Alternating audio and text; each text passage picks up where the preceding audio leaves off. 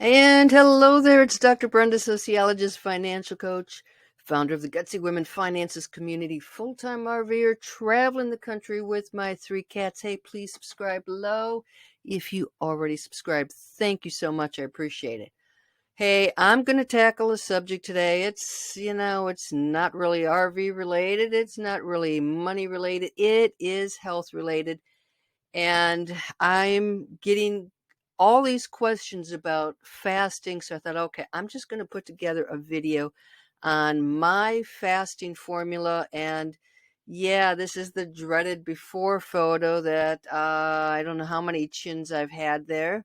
But that's how, when I started RVing, that was my first a week out. And then this is, I think, December in Texas on the other side. So you can see there's a little bit of a difference.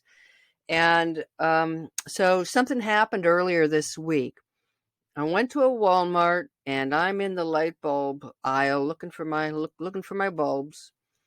And this gentleman came up and had sort of a shy look on his face, and he said, "Excuse me." I said, "Yes." He said, "I just want to tell you, you have a really good shape. You have a beautiful form. You look really good. What do you do?" And my face probably turned red. My mouth dropped open. I'm like, okay, because I'm used to that big woman there on the other side, on that half, not this person. And he was very sincere, so he wasn't trying to pick me up. It wasn't creepy at all. And I said, well, I fast and I walk. And I said, I've probably dropped.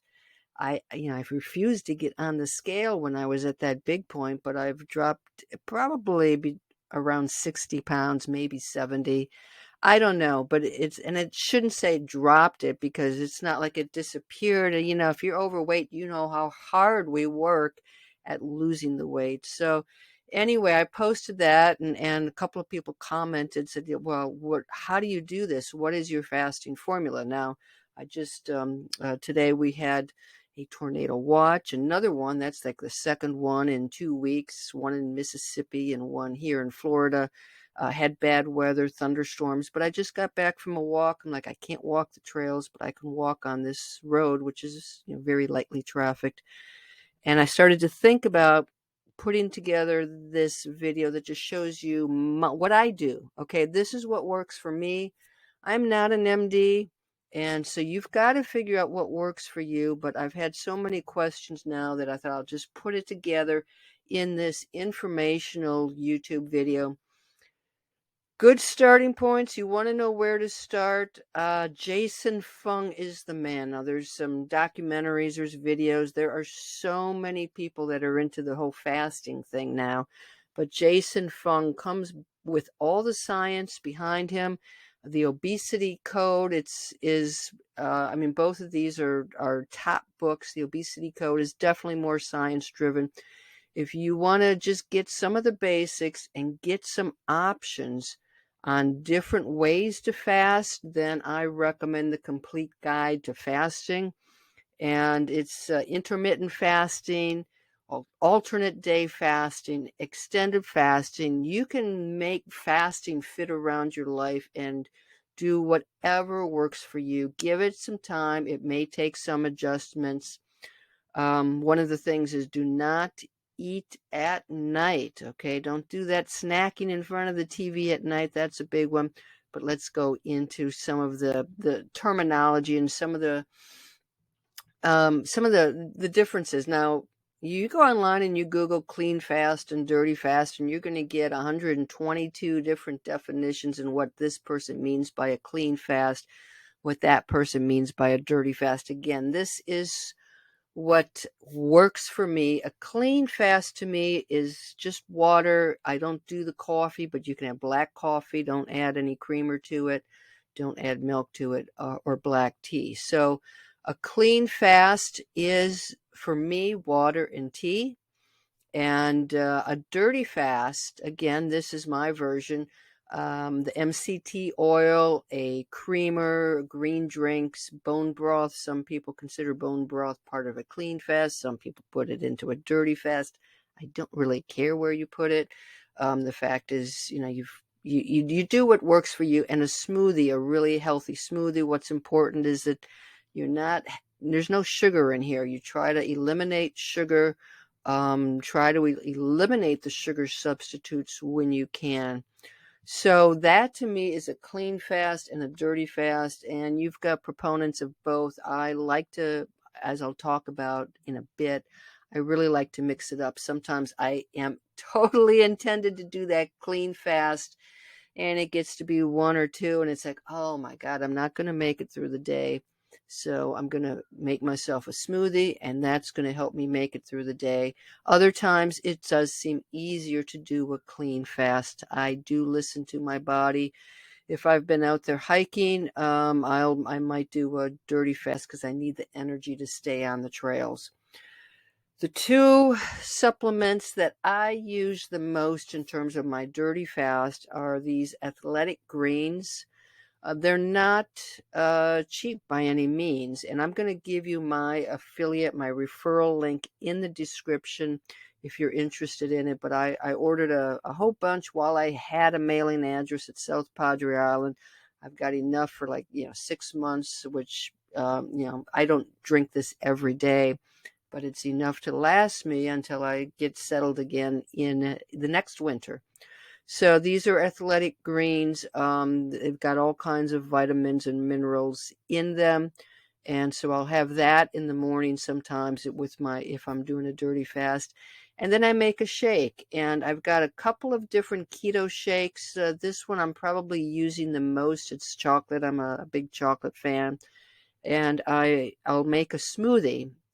And so I'll take a scoop of this, and I think a scoop is like 80 calories. So we're not talking about big old heavy calories.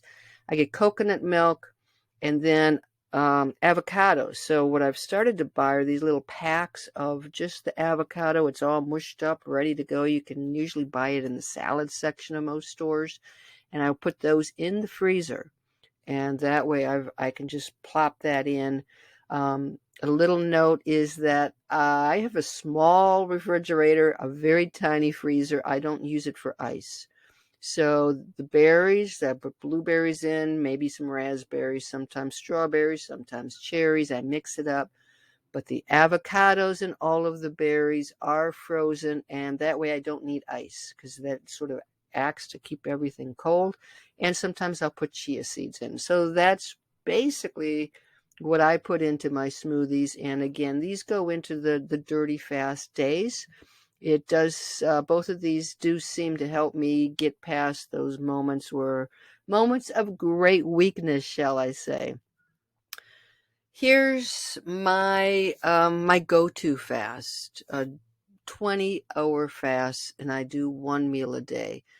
So that is, again, that's typical. That is not all the time. If I am I got a bunch of stuff going on, now at minimum, I'm doing at least a 16-hour fast. More than likely 18, sometimes 20 gets to be too much. I'll break the fast early, but I can't even remember the last time I did something less than a 16-hour fast. You start with your own schedule. If you are beginning, it's fine to start with a 12-hour fast, a 14-hour fast. You just keep increasing it. But 20-hour fast, the one meal a day, OMAD, that is what is working for me. So as an example, I often start fasting about 2 o'clock, or actually I should say I'm done eating by 2 o'clock. And then maybe I'm going to have breakfast at 10 a.m. That is a 20-hour fast. Sometimes I'll mix it up. I might do a 24-hour fast and break it at 2. But that is an example of my 20-hour fast. Here's what I really love about fasting. Well, there are a couple of things I love about fasting. Not only do I feel better and I look better and I weigh a whole lot less, I still have my life. I can plan around all kinds of events. So, if my friend is coming over and we're going to go to a restaurant and have a meal, I plan my fasting around that. So I break it at that time. So you can, the rest, when you eat, You can do normal eating. If I want pizza, I can have pizza. And yes, yes, yes, I do eat ice cream. That is like, that is a tough one for me to manage. But ice cream, I can have ice cream. I can have a burger. I can have pizza. Certainly, the healthier you eat, the better you're going to be. But I want you to know that, you plan around events and you can still eat what you normally would. You're generally going to find that you might not be as hungry as you once were. I mean, just give yourself a little bit of time once you start eating for your body to recognize that you have fed it. But you can plan around events. There's so much flexibility with fasting. What's your kryptonite? I just mentioned ice cream. Ice cream can be a kryptonite, that type of thing that I'm going to the store and I am just going to sit there in the next 3 hours and scoop up that ice cream. If you do that once in a while, that's okay. But if that becomes a daily routine and that's how you're breaking your fast, watch out. So for me, the kryptonite, and this had a lot to do, I think, with I'd lost quite a bit of weight, and I only got really serious about fasting once I quit alcohol. So to me, the alcohol, the drinking, the beer. I mean, I grew up in Wisconsin. Everybody drinks beer in Wisconsin. That's what you do, and I love the good beer. And I gave that up. That has been a tremendous boon, not only for me to be able to be disciplined with my fasting, but I'm not getting all those extra calories. Honestly, I really don't miss it. Sometimes I'll get the 0% pretend beer just to get a little taste of it, but I've cut out my kryptonite, which was beer, and that has helped me tremendously with sticking to my fasting, sticking to eating healthier. But ask yourself, what's your kryptonite? For some people, it is the crunchy stuff. For some, bag of potato chips. For some people, it is the sweet stuff, the ice cream, the donuts, whatever it is. But ask yourself about what your kryptonite is. Do you get rid of it altogether? Do you plan to put it in every so periodically? Fasting is not about denial. It is so not about denial. It is about timing. So you can still have the things that you love, but you just time it. So, yeah, you can still eat your potato chips. You can still eat your ice cream. You can still eat your rolls. You can still drink your beer. But again, be mindful of whether one of those things is your kryptonite that you just don't have control over. But go ahead, schedule in splurge days. Or you just come upon a day where it's like, you know what? I'm starving today and I'm going to go get this and get that. It's okay. You don't have to feel guilty because splurge days are kind of part of the routine. Splurge or cheat days. Now, the advice that I have seen, and I do watch Dr. Mindy. She is a YouTuber, MD, who YouTubes primarily or solely on fasting. It brings you the science of fasting. And something that she says is break a fast with fat if you want to lose weight. I have not been disciplined in this. I bought some little peanut butter packets that hopefully I can take in the car, in the RV, on the trails with me to break my fast with a nut butter and give myself a little bit of time before I go into my meal. That is the way you're supposed to. Again, that is on my to-do list. Got to get a little bit more disciplined in doing that. So I have been on a zillion diets. Okay, my dieting started in the 1970s when fat was the most evil thing in the world. So instead of fat, we loaded up on the carbs. And oh man, I still remember that fake non-fat cheese that never really melted. I mean, the 70s was a horrible time. We were given all the wrong messages and we just got fatter. And since then, I've tried a zillion different things. And here's what really works for me is mixing it up. The minute I go onto a diet, the formal diet that says, okay, you got to eat this, this, this, and you can only do this, and you got to get rid of all your carbs, and you got to do this, and it begins to feel like deprivation. But the other thing that happens with me is that my body gets accustomed to whatever I am doing to it. So I can be as disciplined, I can be cranking out the exercise, I can be eating all low carbs, and I hit a plateau, I hit this point, and it seems to take me forever to get past that plateau. My body just gets used to whatever it is that I'm doing. The neat thing about fasting is that I can totally mix it up. One day doesn't look like the next day. My body doesn't know what I'm doing to it. So it's like, oh, should I hang on to the weight? Should I lose the weight? Oh, let's lose a little bit. Oh, let's hang on a little bit, but let's lose it. It's confused. My confused body works in my favor. So just give you an example of how this might go. So for me, maybe Sunday I'm gonna eat 2 meals a day. I'll have breakfast and lunch, and then I'm gonna start my fast at 2 o'clock. And again, that's kind of a routine for me where I can start a fast at 2 o'clock. Monday, I'm going to eat at 12 o'clock. So instead of a 20-hour fast, I could make it till 22 hours. So I'm going to eat at 12, and it's 1 meal a day. So I'll give myself an hour to eat my meal, and I'll start the fast at 1. And in reality, maybe I'm done at 12:30, and I start that timer at 12:30. So I'll mix it up, but again, we're giving you an example. And then I'm going to go into Tuesday, and maybe Tuesday I'm going to do a dirty fast. Again, I might have intended to do a clean fast, but it's like, oh man, I really need a green drink. I'm going to make one of my healthy smoothies. I'm going to have that on Tuesday. And now whether you count that as a fast or not, that's up to you. Again, just make this your own. Don't be bothered by all of the artificial rules and the inconsistencies that you're going to get out there. Make this your own. Wednesday, let's say I eat at 1 o'clock. So I'm doing really a 48-hour fast, a loose term, dirty fast. So I'll eat my meal on Wednesday, and I'll start fasting at 2 o'clock. Thursday, I'm going to break my fast at 10 o'clock. There's my 20-hour fast.